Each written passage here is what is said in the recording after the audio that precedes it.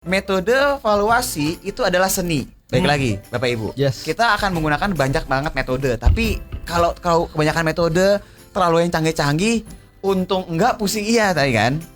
Gimana caranya kita melakukan valuasi dengan cara yang sederhana?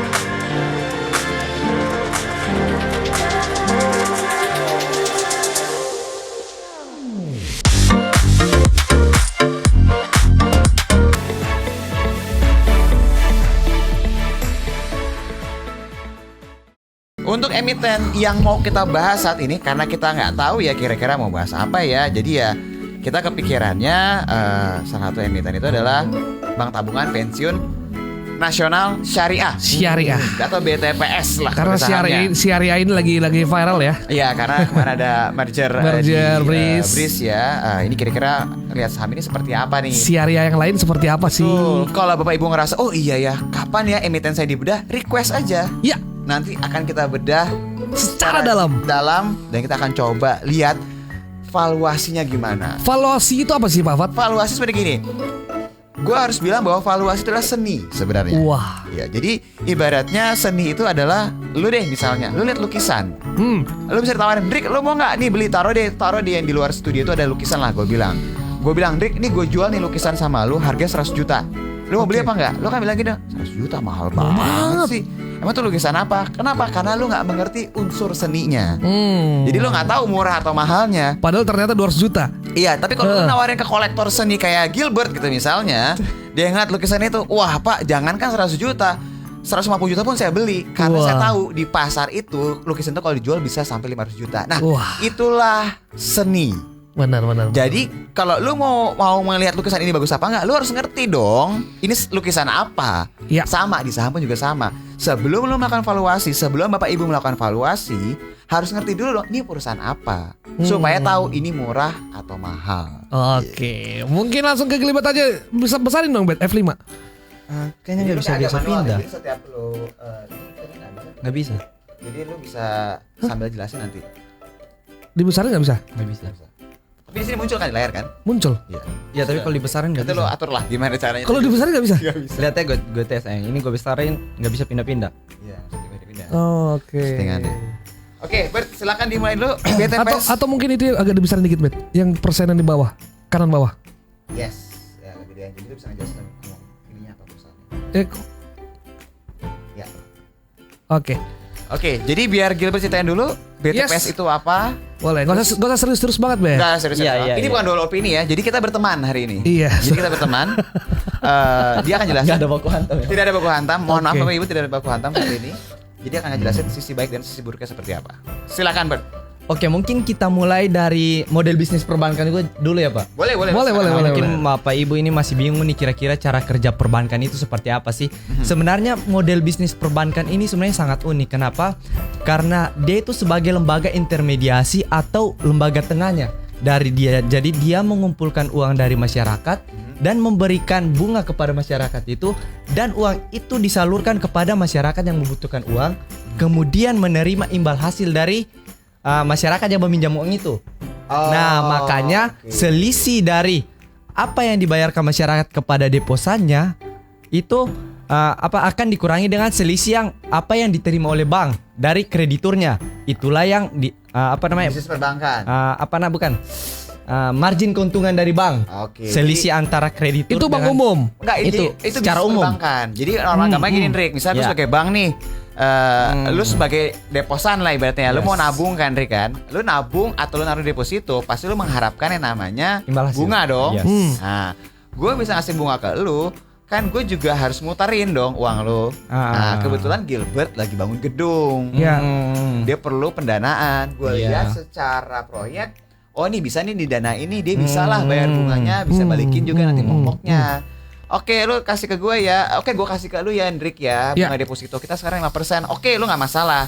Gilbert pinjam ke gue, lu jangan 5% dong bunganya. Lu 10%, Bert. Betul. Biar buka ke gue. Jadi 5% selisih yang gue dapatkan, Gilbert bayar ke gue 10%, gue bayar ke 5%, itu adalah keuntungan si banknya. Ngomong gampangnya gitu bisnis. Oke, Yes, oke, betul. oke. Nah, tapi kalau karena BTPS ini adalah bank syariah, maka dia tuh nggak mengenal margin kan Pak. Dia itu lebih mengenal yang namanya bagi hasil. Bagi hasil. Bagi Ya, hasil konsep gitu. syariahnya. Konsep syariah. Oke. Ya. Contohnya, contoh kesehariannya seperti apa nih? Misalnya nih, contoh sederhananya apalah? Jadi gini, kalau kayak misalnya kalau di dana pihak ketiga atau simpanan dari masyarakat itu kan dia sebenarnya dibagi atas dua. Jadi mengenai titip kelola dengan titip simpan. Nah, titip kelola ini kayak gini, gue pinjamin uang gue ke bank. Gue pinjamin uang gue ke bank, dan bank syariah itu yang akan kelola ini, tetapi gue tidak bagi resiko lah Pak. Ya, Berbagi kan resiko. Hasil ada bagi resiko. Bagi Berarti resiko. kayak koperasi dong. Enggak. Kalau koperasi sekarang gini kan kita lebih ke arah jasa. Ya. Tapi kalau misalnya gini deh, ngomong gampang gini. Gimana? Ibaratnya kayak Ngomong-ngomongnya deh, ngomong-ngomongnya. Lu punya usaha, Hendrik. Gue punya usaha nih, Ya. punya usaha nih, warung nih. Gue pengen punya keuntungan juga dong. Oke. Gue invest sama lu ya. Ngomong gampang Ya gitu. Oh, Mas Fat banknya. Gue nggak bang. Ibaratnya gue biasa aja. Nasabahnya. Oh, Iya. oke. Gue mau naruh uang ke lu nih. Oke. Ya. Gue punya usaha nih ya. Usaha warung lu itu punya risiko dong. Jelas bisa Ya, bangkrut, bisa Iya. segala macam. Itulah si bank syariah tuh lebih memposisikan dirinya lebih ke arah yang oke, gue tahu lu ada risiko juga. Jadi Oh. kita ada imbal hasil, juga ada risiko yang kita siap terima. Kalau misalnya gua Karena bagi untung, hasil. Sama Ya. untung sama-sama, rugi sama-sama. Ya. oh gitu. gitu. Kamu gak sendirian dong. Kamu nggak sendirian. Oke. Nah, itu bisnis syariah itu seperti itu. Ya. Tapi yang selanjutnya itu ada yang namanya titip simpan. Jadi cuma sekedar kayak Simpan aja nih. gitu. Tapi bank syariah itu harus tetap mengembalikan semua dananya. Gak ada gitu. gak ada naik bunganya sedikit. Naik bunganya ada, tapi resikonya itu harus lebih kecil. Berbeda dengan yang titip terukur. kelola tadi. Oke. Sama-sama untung, sama-sama rugi. Oke. Gitu. Lu baru tahu kan? Baru tahu gua. Iya. Nah, itu bisnis syariah, Jadi gitu. gini Bapak Ibu, saya agak motong ya. Syariah ini bukan kita ngomong masalah agama enggak Bukan, ya? bukan. Ini konsep doang ya. Konsep. Iya. Konsep, betul. Kalau misalnya di syariah itu dia ada bagi hasil, ya bagi hasil lo ada bagi risikonya juga gitu. Nah, kemudian dari bisnis syariah ini kalau kita lihat dari pertama model bisnisnya, dia ini anak usaha dari BTPN. Jadi sebelumnya dia ini sebenarnya cuma unit usaha syariah, Pak.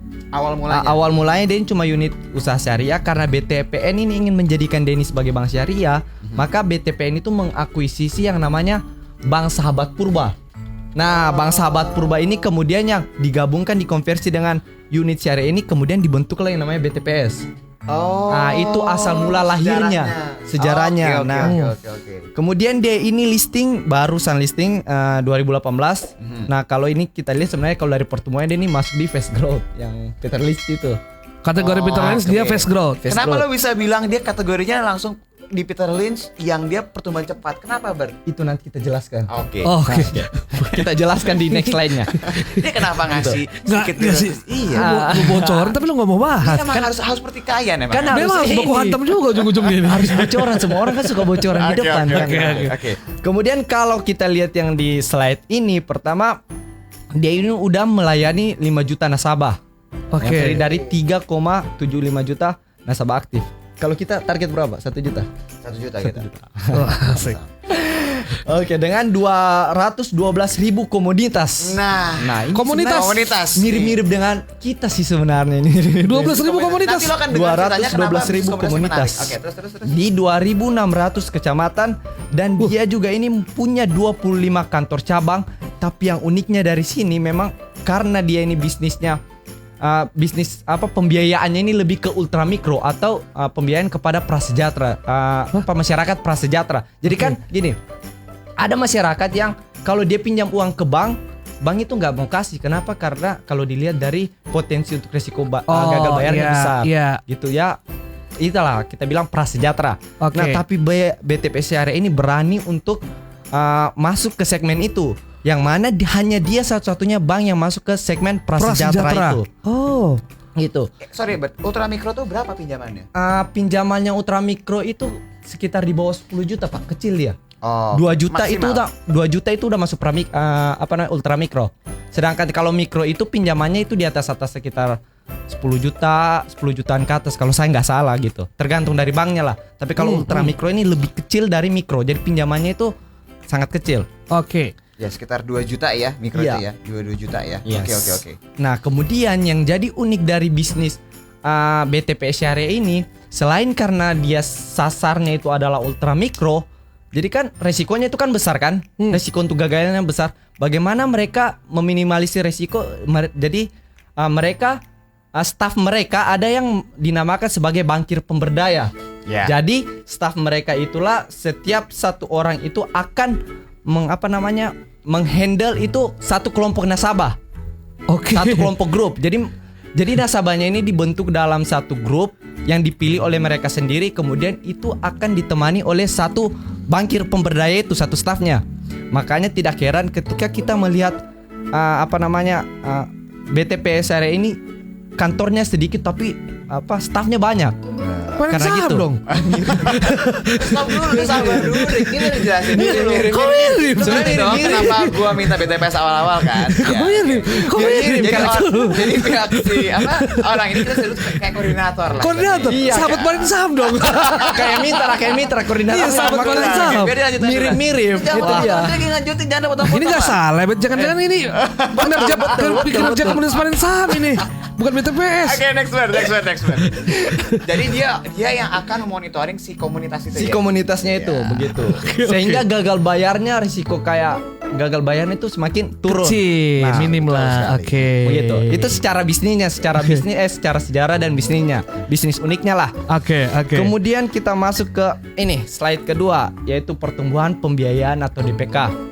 Kayak gini, seperti yang kayak kita tahu bahwa karena bank itu bisnis yang unik, makanya tidak heran ketika kita melihat aset dan liabilitas perbankan itu besar. Gitu. Kenapa? Karena setiap kredit yang bank salurkan itu mereka akan catat sebagai aset. Dan setiap pinjaman yang mereka terima dari masyarakat Ya. atau tabungan yang mereka terima dari masyarakat, mereka akan catat sebagai liabilitas utang. Berarti bank berutang dong, berutang kelukan. dengan iya. Makanya tidak heran ketika kita melihat Neraca. perbankan itu sekitar 500%, 300%. Oke. Makanya kalau kita memvaluasi bank dari sisi itu sebenarnya nggak relevan gitu, karena memang begitulah bisnis dari perbankan. Oke. Nah, kita lihat dari sini mengenai pembiayaan dari BTPS ini, dia udah bertumbuh tuh dengan CAGR sekitar 10,9% dalam 3 tahun ini. Sedangkan dana pihak ketiganya itu bertumbuh sebesar 12,3%. Oke. CAGR itu rata-rata, Ndrik. Jadi Iya, kalau misalnya rata-rata. lihat Bapak Ibu, CAGR itu apa ya? Kita ada videonya nanti cara ngitung CAGR gimana. Dan CAGR itu adalah rata-rata. Benar. Rata-rata yang normalnya digunakan oleh pihak manajemen atau para analis lah Yes. kalau di pasar modal ya, Yes. untuk menghitung rata-rata pertumbuhan suatu emiten atau suatu pendapatan dan segala macam. Nah, kita nggak pakai rata-rata yang normal, kita pakai namanya rata-ratanya adalah rata-rata CAGR atau Compounded Annual Growth Rate. Ya, Oke. rata-rata per tahun. Nah, ini kemudian kita masuk mengenai perbandingan dari pertumbuhan dana pihak ketiganya tadi dengan pertumbuhan pembiayaan. Normalnya ketika mereka ini berjalan seiringan itu bagus. Nah, kalau kita melihat di chart ini yang ada yang warna hijau ini atau FDR, ini FDR atau kepanjangannya hijau, adalah Bet? warna hijau, warna biru. Warna biru. Waduh, udah mulai Ini nih. kadang-kadang saya kurang Lihat ini lah. chart ya. Ini gak ada chart, Bet. Iya. Tolong. Iya, emang matanya dia nggak bisa membedakan antara warna hijau sama warna Keseringan. merah. deh. Keseringan. Oke. Trading lu, Di Bet. sini warna biru. Oke, warna biru ini kan ini adalah FDR. FDR itu secara harfiahnya adalah financing to deposit ratio atau perbandingan dari pendanaannya dengan pertumbuhan DPK-nya tadi. Jadi normalnya semakin mereka berjalan seiringan, tidak ada ketimpangan, itu semakin bagus. Nah, kalau Bapak Ibu lihat di chart ini, yang warna abu-abu ini adalah pertumbuhan pembiayaan dan orange ini adalah pertumbuhan DPK. Mereka kan berjalan seiringan tuh. Yang garis ya, garis. Iya. Oke, garis Berarti- abu-abu dan garis orange itu beriringan. Beriringan. Oke. Berarti pertumbuhan pembiayaannya mereka itu sama dengan Ditopang. ditopang oleh pertumbuhan DPK. Jadi mereka berjalan seiringan, itu bagus. Nggak ada ketimpangan lah.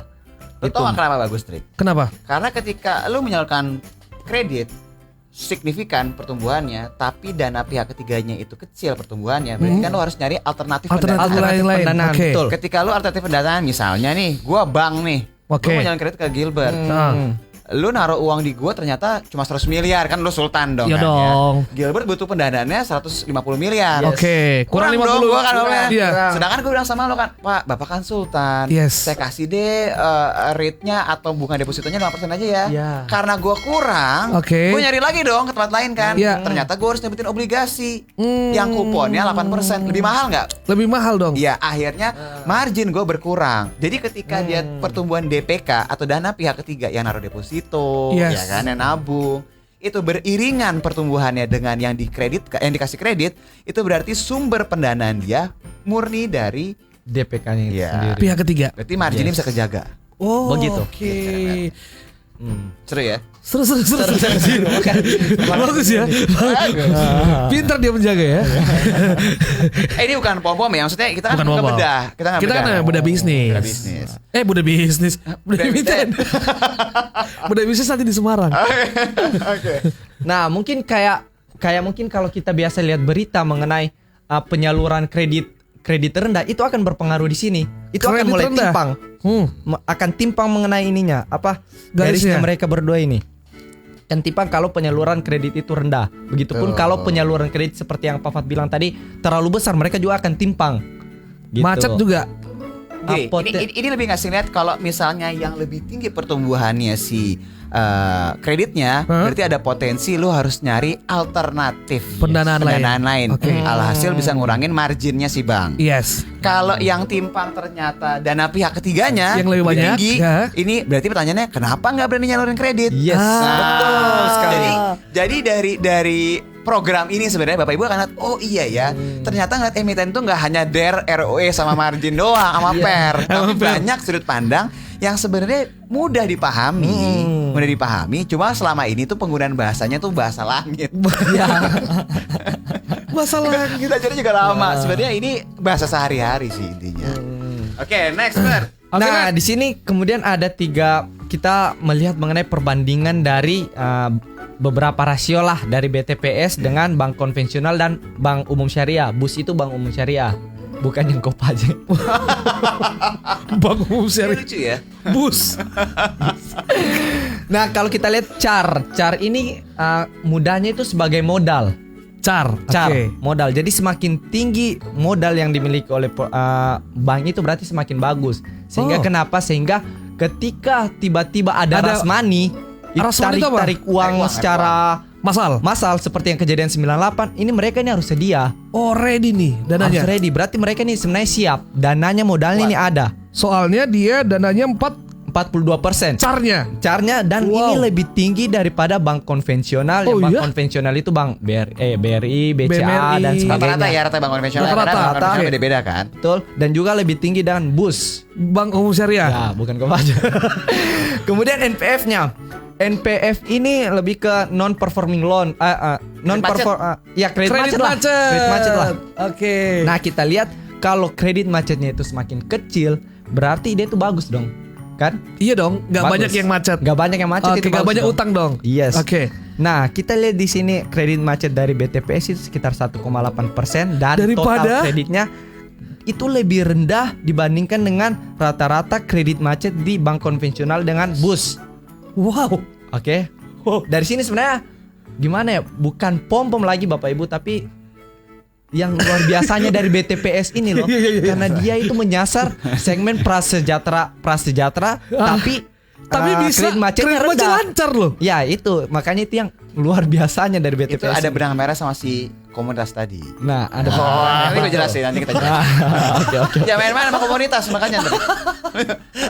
Jadi di sini kalau misalnya Bapak Ibu bertanya, Pak itu angka 1% dapat dari mana? Itu dari yang disalurin kredit yang gagal nggak bisa bayar Nggak itu bayar, sekian betul. persen lah. Iya. Ada klasifikasinya sih, tapi Iya. ngomong gampangnya yang nggak Seperti bisa itu. bayar lah. Yes. Entah bunganya, entah pokoknya. Bunganya sih lebih awal. Itu NPF atau NPL? NPF, Karena NPF. dia syariah makanya NPF. Kalau bank FF itu syariah apa? financing. pembiayaan. Kalau bank konvensional NPL. NPL. Nah, makanya itu kalau yang kita sering dengar berita mengenai NPL-nya naik, NPL-nya turun, itu makanya yang paling ditakutkan bank itu NPL-nya naik. Gitu. Kredit macetnya naik. Kredit macetnya naik. Itu yang paling Banyak kita orang takutkan. yang macet kreditnya. Betul, Gitulah ya. makanya itu restrukturisasi itu diperlukan. Iya. Ya. Gitu. Nah, FDR ini yang seperti kita bahas di slide sebelumnya mengenai pembiaya pertumbuhan dana pihak ketiganya dengan penyaluran kreditnya. Nah, Oke. di sini kalau kita lihat bahwa sebenarnya BTPS ini lebih bagus lah dalam mengenai penyaluran kreditnya. Permintaan kredit terhadap BTPS ini Rasionya ya. lebih bagus ketimbang permintaan kredit pada konvensional, rata-rata konvensional dan BUS ini. Gitu. Kalau kita lihat BUS ini 79%, berarti pertumbuhan DPK-nya ini lebih tinggi dan kreditnya ini disalurkan sedikit rata-ratanya. Gitu. Kalau dari BTP Syariah ini berarti bagus. Kreditnya yang diberikan kreditnya banyak. Iya, banyak. Banyak gitu. Karena ultramikro itu kalau menurut gua lebih mudah ditemui orang yang membutuhkan pinjaman ultramikro kan. Bener banget. Iya, Iya, kan. iya. Sebenarnya yang cepet lah, yang pendanaan cepet. Ya, ini. langsung to the Cuma point balik lah. lagi, ya, Yes. gimana cara ngejaganya supaya mereka itu bisa nggak gagal bayar. Iya. Itu sih kuncinya. Oke, Kembali lanjut. ke komunitas tadi. Nah, kemudian di sini kita akan lihat mengenai ROE. Perbandingan ini ada kita Return on equity ya. Return on equity atau perbandingan mengenai laba bersih terhadap ekuitasnya.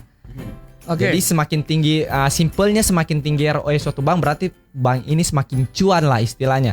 Ini saya coba bandingkan dengan the Big Four atau 4 bank besar di Indonesia nih. Ada BRI, ada BCA, ada BMRI, ada BNI, ada BTPS. Ini perbandingannya saya ambil dari 2015 sampai 2019. Kalau Bapak Ibu lihat yang paling besar ROE-nya itu adalah BTPS. Dia bahkan mengalahkan ROE dari 4 bank besar itu. Yang mana BTPS? Kalah. Mana BTPS? Yang warna hijau. Warna hijau BTPS. Warna hijau. Warna hijau BTPS, sedangkan yang biru itu BRI. Dan BCA itu yang warna orange. Cuma tahun ini pasti turun ya. Tahun ini pasti turun semua. Gitu. Jadi kalau secara bank mana yang paling cuan, sejauh ini memang BTPS yang paling cuan. BTPS yang paling cuan gitu. Kenapa? Karena satu memang mengenai risikonya yang besar. Risiko yang besar harus diikuti dengan return yang besar kan? Iya. High risk, high return gitu.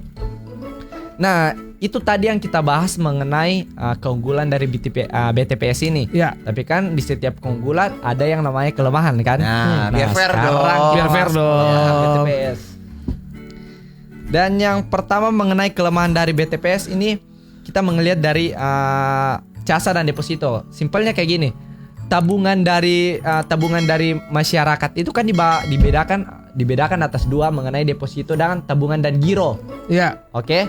Tabungan dan giro itu sebenarnya bank-bank itu lebih suka ketika dapat mengumpulkan dana murah dari masyarakat atau yang kita sebut casa itu.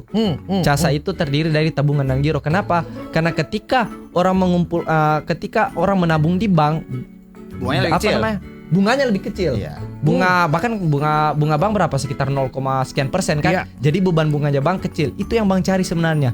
Semakin banyak yang menabung memberikan pinjaman dalam bentuk tabungan dan giro, maka bank itu semakin senang.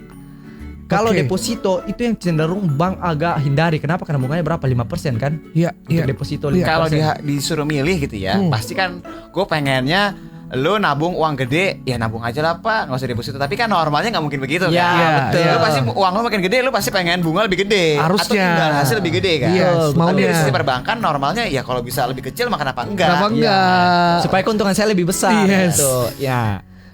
Di sini kalau kita melihat perbandingan depositonya itu jauh lebih besar kan? Si BTPS. Oh iya. Nah, di sini kalau kita lihat Sumber pembiayaannya sumber berarti ya? pembiayaan di 2019 casanya cuma 21% terhadap total DPK itu, sedangkan depositonya 79%. Waduh, Kan depositonya berarti gede ya. memang beban bunganya ini memang besar. Iya, Beban iya, bunga. iya. Nah, kenapa beban bunganya ini besar? Besar. Kembali lagi kepada core bisnis dari BTPS, Ultramikro. titip kelola. Ya, kalau tadi. Titip kelola, sama-sama untung, sama-sama rugi. Jadi kalau saya pinjamkan uang ke kamu untuk kamu kelola, itu masuk dalam deposito. Oh, itu larinya ke deposito. Itu larinya ke deposito, hitungannya masuknya ke deposito gitu. Makanya depositonya itu besar. Iya, untung sama-sama, rugi sama-sama. Untuk sama-sama rugi sama-sama. Tapi kenapa ini yang kita sebut sebagai kelemahan? Karena jika suatu saat mereka nggak bisa mengumpulkan dana murah, ini beban bunganya mereka ini semakin besar sehingga marginnya mereka akan semakin Berkurang. tergerus. Makin tipis marginnya tipis. karena Ini yang bahaya. membayar bunganya tadi. Bunganya ini yang bahaya. Kalau dibandingkan sebenarnya dengan bank-bank lain, bank yang sebenarnya paling unggul paling jago lah mengumpulkan dana murah dari masyarakat itu apa? BCA. Oh ya. BCA paling jago dia. Makanya lu akan lihat dia marginnya akan lebih stabil. Iya, BCA. BCA. Karena ya bukan pom-pom juga enggak, tapi lu lihat aja ya orang lebih banyak ke arah sana. Cuma balik lagi dia kan ini dia ada fokus di ultramikro tadi kan. Jadi ada plus minus lah. Yes. Itu tadi masalah dasar. Terus oke next Bert. Nah, next kelemahan yang kedua adalah yang namanya ini fee based income lah, atau kita bisa bilang kan gini, bank itu selain dia mendapatkan keuntungan dari kayak bank syariah itu dari bagi hasil, atau di bank konvensional itu dari bunga, mereka itu mendapatkan keuntungan juga dari operasional. Jadi contohnya kayak biaya admin transfer ke bank lain, atau biaya admin pembayaran kartu kredit dan sebagainya lah. Itu masuk yang dinamanya fee based income, itulah sumber pendapatan bank yang lain. Yeah. Kalau kita lihat di sini sumber pendapatan bank sumber pendapatan dari operasional yang lain itu ya non bunga itu sangat kecil dari BTPS ini, cuma sekitar 0,45% rata-ratanya. 0,45%. Sangat kecil. Kenapa? Karena kembali lagi orang lebih suka untuk deposito, menaruh uangnya di BTPS ini dalam bentuk deposito ketimbang dalam tabungan. Jadi kan kalau ditaruh dalam tabungan berarti harus sering-sering tarik, sering-sering transfer. Nah itu makanya fee based income-nya dari BTPS ini kecil. Selain itu juga karena jumlah ATM-nya BTPS sangat sedikit, jadi sangat jarang orang ditemuin untuk membuka account BTPS. Gitu. Itu yang menjadi. Kenapa dia bisa jadi kelemahan? Gini, kalau seandainya margin dari bank itu turun, dia ini yang pendapatan non bunga ini yang harus menopang.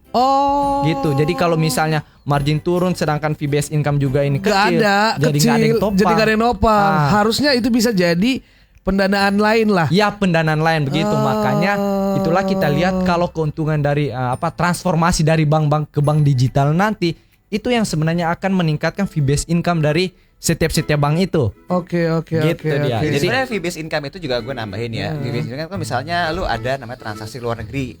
Remittance itu masuk ke sana. Terus juga misalnya biaya administrasi, misalnya lu jual, kalau bank kan juga bisa sebagai agen penjual reksadana. Mungkin obligasi kayak ori gitu. Nah, dia bisa dapat pendapatan dari sana. Nah, si BTPS ini mungkin punya PR gimana cara naikin si fee based income ini sih. Jadi kita melihat coba dari beberapa sisi, Rick, supaya Bapak Ibu tuh ngelihat nggak cuma bagusnya aja, tapi ada sisi negatifnya juga. Supaya Bapak Ibu tuh punya gambaran lebih lagi sebelum berinvestasi di suatu emiten. Berarti bisa dibilang nasabah dari si BTPS ini lebih banyak deposito daripada menabung. Titip kelola tadi. Iya, daripada menabung. Dan dia memang mungkin untuk gua nggak tahu kita juga tahu apa enggak. Mungkin memang dia belum menonjolkan servis yang lain. Tapi kalau lu lihat dengan yang Bank BRI Syariah merger segala macam, nggak mungkin mereka bisnisnya hanya gitu-gitu aja. Betul. Pasti akan ada bisnis ditonjolkan karena bisnis utamanya ya perbankan sebagai penengah kan. Penengahnya dong. Wasit dong ini. Iya, dibilang wasit enggak sih, karena dapat keuntungan dia kan. Tengah-tengah. Cuma di tengah-tengah ini ketika nanti udah mulai banyak kanan kirinya. Terus orang sudah mulai tambah paham model bisnisnya, pasti akan muncul model bisnis baru lagi. Yes, betul. Ya, misalnya jualan reksadana syariah bisa, jual obligasi syariah pun juga bisa, transaksi ke luar negeri yang pakai metode syariah juga bisa. Jadi nanti akan kemana-mana sih. Dan sejauh ini bisnis unggulan dari BTPS sendiri itu di ultramikro. Ultramikro. Berbeda dengan mungkin ada yang khawatir kan mengenai merger dari bank syariah, tapi kita harus tahu bahwa merger dan bank syariah itu mereka nggak menyasar atau mungkin porsi sedikit lah untuk menyasar ultramikro. Wow. Ultramikro tadi di bawah 10 juta berarti ya? Di bawah 5 juta lah Pak. Di bawah 5 juta. Klasifikasinya gue tadi coba cek sih antara di bawah 10, ada yang dibilang 2 juta. Jadi ya pokoknya kisaran di bawah itulah pokoknya. Gitu. Seperti dikit tapi banyak. Dikit tapi banyak. Tapi ingat tuh, dengan dia banyak berarti itu kan bagus. Terdiversifikasi. Misalnya nih ada 2 bank nih. Yang satu dia minjemin hanya ke 2 orang. Taruh total misalnya dua-duanya punya uang 100 juta gitu. Berarti kan satu 50 juta dong. Iya, cukup. Yang satu lagi punya 100 nih yang minjem. Jadi setiap orang dapat 1 juta. ketika yang 100 orang yang dipinjemin ini 5 orang gagal bayar. Iya. Lu 95 juta, lu 5% Iya. gagal bayarnya. Tapi kalau ini sekali satu 50%. Habis. Jadi lu Bapak Ibu biasakan ngeliat dari sudut pandang yang lain. Oke, iya masuk akal. Nah karena tadi udah ngomongin dari sisi positif negatifnya, nggak sah kayaknya kalau kita nggak tahu ini sebenarnya murah atau mahal sih emitennya. Itu yang ditunggu-tunggu tuh, ini yang ditunggu. Tapi kan kembali lagi kalau kita ingin berinvestasi kan nggak mungkin langsung shortcut langsung ambil valuasi gitu. Ya, kita harus tahu dulu ya, nih ya, bisnisnya ya. seperti Ceritanya. apa. Bisnis ceritanya Karena- dalamnya seperti apa? Karena agak bahaya ketika kita hanya mementingkan valuasi harga wajarnya sekian, tiba-tiba perubahan fundamentalnya, perubahan bisnisnya berubah, habislah kita. Iya, Betul. benar. Seperti ini kejadian mungkin di beberapa emiten lah yang di tahun 2008 yang digadang-gadang bagus, kemudian tiba-tiba bisnisnya berubah, utangnya meningkat, nyungsep ke 50 kan itu bahaya. bahaya juga. Gitu. Oke. Jadi sekarang gini Bapak Ibu, kalau misalnya Bapak Ibu pernah ngeliat, wah target harganya sekian. Nah, Yes. coba kita hitung sama-sama nih target harga dengan metode yang paling sederhana, Oke, ya. oke. Jadi di sini kita akan coba ngeliat kira-kira kalau di harga sekian itu tuh dia itu jatuhnya itu murah atau mahal sih. Wow. Tapi ingat, saya saat ini nggak punya posisi. Jadi pandangan saya akan objektif. Kalau Saya tidak terpengaruh sama sekali. Saya nggak punya posisi. Cuma memang Hah? dari beberapa bulan kita dari siaran lah. Oke. Salah satu emiten sering kita bahas Yang adalah paling ini. watchlist. Ya kan gue juga selalu bilang kan. Tapi gue nggak punya posisi. Oke. Lu ada posisi nggak? Ada. Agak berapi-api dia presentasi. Ada. Enggak, tapi saya berusaha untuk menjelaskan seobjektif Iya. mungkin. Yakin. Ya, gitu, yakin, Yang yakin. namanya etika, Iya. ketika kan salah satu lisensi yang dipakai di seluruh dunia adalah CFA ya atau CFA kalau Bapak Ibu pernah lihat ya. Itu kalau analis, kita bukan analis, kita bukan analis. Bukan. Lu harus ngomong kalau lu punya posisi, lu supaya pandangan lu terlihat seperti apa. Nah, cuma karena gua gak punya posisi, gua bebas dong mau ngomong dong, ya kan? Jadi gua akan kasih lihat metode valuasi itu adalah seni. Baik lagi, Bapak Ibu. Yes. Kita akan menggunakan banyak banget metode, tapi kalau kebanyakan metode terlalu yang canggih-canggih, untung enggak pusing iya tadi kan. Ah, gimana caranya kita melakukan valuasi dengan cara yang sederhana? Pertama kita mau pakai valuasinya apa nih? Oke, kalau ngeliat dari perbankan yang paling sederhana ya kita akan pakai valuasinya metodenya adalah PBV Hendrik. Ya, price to book value kan. Cuma kan normalnya Pak, iya saya udah nonton video, saya udah ikutan edukasi tapi masih belum tahu nih gimana cara ngitungnya gitu Ya. loh. Nah, ini pertama gue akan coba cari tahu sejarah PBV-nya dia berapa. Sejarah PBV-nya si BTPS ini supaya kita kasih tahu ke kita normalnya pasar itu menghargai si BTPS ini berapa. Karena ini adalah valuasi yang akan gue pakai. Ya dong. Ingat loh, PBV itu berarti ada beberapa variabel yang harus diperhatikan. Satu, si PBV-nya sendiri secara rata-rata yang akan kita coba cari. Yang kedua adalah BV-nya atau nilai ekuitasnya dia supaya kita bisa melakukan valuasi. Ingat Bapak Ibu, ini seni ya. Ya. Yes. Saya bisa salah, saya bisa benar, tapi saya nggak tahu saya salah apa benar. Tapi ini adalah pandangan yang objektif. Oke, untuk melihatnya Bapak Ibu bisa buka namanya filenya itu adalah jadi bisa cari ya di Google ya. Bapak Ibu bisa lihat ketik di Google BTPS PDF IDX. Oke. Oke, di situ akan muncul gambaran seperti ini. Lu bisa lihat Rick, gambar Bisa. yang muncul ini. Di sini Bapak Ibu bisa lihat bahwa kalau di lembar kedua, Bisa dibesarin, Mas? sabar dong Rick. Heran gua, makan harus dari pagi. Ini kalau saya besarkan, nah ini cukup besar Rick, sudah cukup buat lu Rick. Sudah. Oke. Ini di sini Bapak Ibu bisa lihat ya di lembar kedua di file yang tadi saya buka. Jadi googling aja ya BTPS IDX PDF ya akan muncul di lembar kedua akan muncul per industri sama PBV di bawahnya nih. Lu bisa lihat kan? Kalau Bapak Ibu lihat dia ini mulai ada datanya dari tahun 2018. Oke. Sebentar, kok ini sih hilang? 2018. Ingat nggak kita selalu suka bilang gini, Pak gimana saham ini? Wah ini baru IPO agak susah nih ngeliatnya. Ingat nggak kita sering banget ngomong kayak gitu? Betul. BTPS salah satunya. Oh iya? Kenapa? Karena kita nggak tahu semakin lama dia listing, kita akan semakin mengerti bagaimana cara pasar melihat suatu emiten. Makanya nanti akan terbentuk tuh normalnya pasar akan menghargai dia di harga berapa. Semakin panjang datanya semakin bagus. Kenapa? Kita semakin tahu bahwa rata-ratanya akan seperti apa. Karena sampel datanya makin banyak. Ya. Tapi karena cuma sedikit, jadi alhasil ya cuma sedikit yang bisa kita pakai.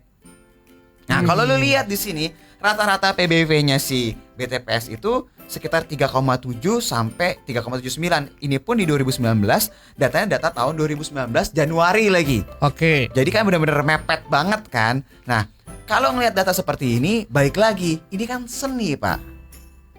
Kalau lu ngomong PBV dia 3, lebih, itu aja kan udah jauh di atas rata-rata perbankan konvensional. Ya. Yang normalnya kalau misalnya kayak Bank Mandiri mungkin 1 kali apa 2 kali gitu. BRI mungkin 2 kalian, 2 kali. BCA yang paling besar di sekitar 4 kali. Nah, karena ini seni, jadi Bapak Ibu bisa nentuin sendiri nih.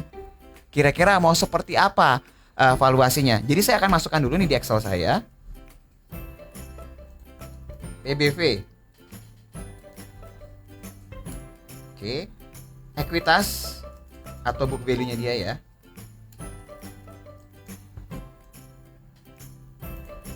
Nah, nilai wajarnya. Oke. Ini saya akan masukkan rata-rata PBV. Karena tadi cuma ada 2018 dan 2019 dan itu pun cuma Januari 2019, Ya. jadi datanya kita cuma sedikit nih sampelnya. Cuma ada 3,7 sama 3,79. 3,7 3,79.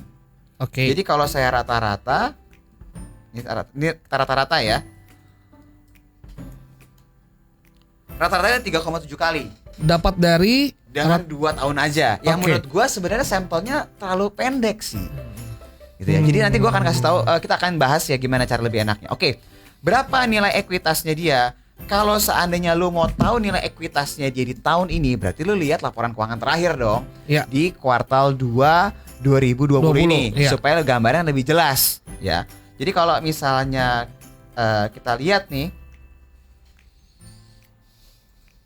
ini Bapak Ibu bisa buka di RTI juga ya sendiri ya, yang nggak berbayar. Bapak Ibu bisa lihat di situ nilai ekuitasnya berapa. Di sini tertulis bahwa ekuitasnya book value per share adalah 719 nih, Ndrik. 30 September 2020. Jadi harusnya di RTI juga muncul ya berarti ya. RTI yang biasa Bapak Ibu lihat ya. 719. Jadi kalau saya masukin di sini 719, ya. tapi ini kan baru sampai kuartal 3. Ya. Harusnya kan 4 kuartal dong.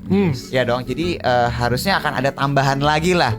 Jadi kalau misalnya kita lihat di sini nilai wajarnya dia itu adalah ini kali ini.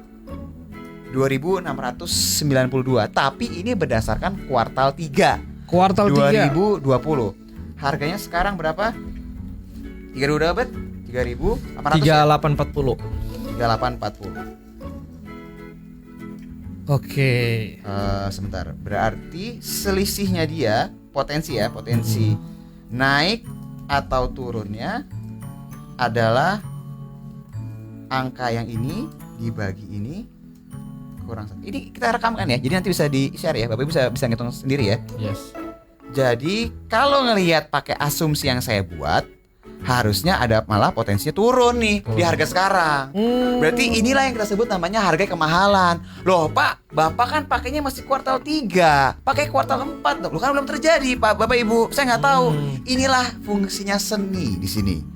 Pak kalau gitu saya jangan 719 lah. Ekuitasnya buletin lah Pak 800 misalnya. Kan gue gak ada yang tahu. Seandainya 800 gitu misalnya. Terus lagi pula juga kalau saya lihat rata-rata price to book value dia harus dibedain Pak. Dia ini kan bank syariah. Bapak nggak bisa samain sama bank umum. Bapak juga nggak bisa samain dengan bank umum syariah yang bus tadi. Kalau menurut saya syariah akan berbeda ke depannya. Saya lebih yakin PBV-nya harus di 5 kali. Kan gua nggak tahu. Namanya orang kan beda-beda. Dirubahlah jadi 5 kali. Jadi akhirnya harga wajarnya jadi 4.000. Oke, tapi ada juga yang bilang Pak, saya setuju sama Bapak. Justru malah menurut saya syariah ini ke depannya malah nggak oke. Saya mungkin lebih yakin rata-rata PBV-nya 2 kali aja lah Pak.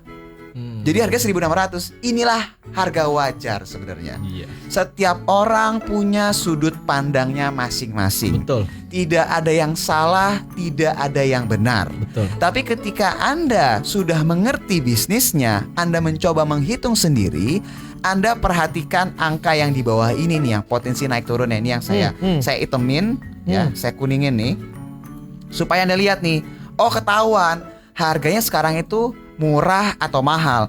Kalau Anda adalah yang sudut pandangnya pesimis terhadap perkembangan syariah di Indonesia, dan menurut Anda rata-rata price to book value-nya harusnya 2 kali aja Pak, ekuitasnya paling tahun ini 800, berarti harga wajar adalah 1.600. Jelas harga sekarang mahal banget, Rick. Ya. Tapi kalau Anda adalah yang melihat bahwa syariah ini akan luar biasa, saya berani ngelihat bahwa price to book value-nya ini adalah 5 kali. Bisnis komunitas bro, dia kan akan lebih besar ke depannya. NPL bisa dijaga segala macam. Berarti Anda adalah orang yang optimis. Yes. Anda pakai price to book value-nya mungkin bisa 5 kali, mungkin bisa 5,5 kali, mungkin bisa 6 kali. Dengan pakai asumsi ekuitasnya tetap sama, harga wajarnya di atas harga pasar Saat ini. Gitu. Jadi baik lagi Bapak Ibu, bedah si emiten ini kita melihat dari berbagai macam perspektif, dan pada akhirnya kita akan melihat apakah harganya ini murah atau mahal. Betul. Dari perspektif Anda sendiri, bukan dari kami. Gitu. Mantap. Gokil. Cukup ya. Berarti menentukan rata-rata book value-nya tadi. Jadi kuncinya adalah kalau dievaluasi ini adalah di rata-rata PBV-nya, karena kita pakai PBV sama nilai ekuitas yang mau kita pakai. Tapi yang paling penting adalah Anda itu sudut mana? Sudut yang pesimis atau yang optimis, atau mungkin yang biasa-biasa aja. Oke. Yang mungkin PBV-nya saya 4 kali aja cukup Pak. Jadi beda lagi angkanya yang muncul. Oke. Gitu sih Henry. Mantap. Jadi panen saham ini agak-agak mirip BTPS ya. Mirip-mirip ya. Ya, tapi bedanya apa? Tahu nggak bedanya apa? Apa? Mereka nggak punya radio.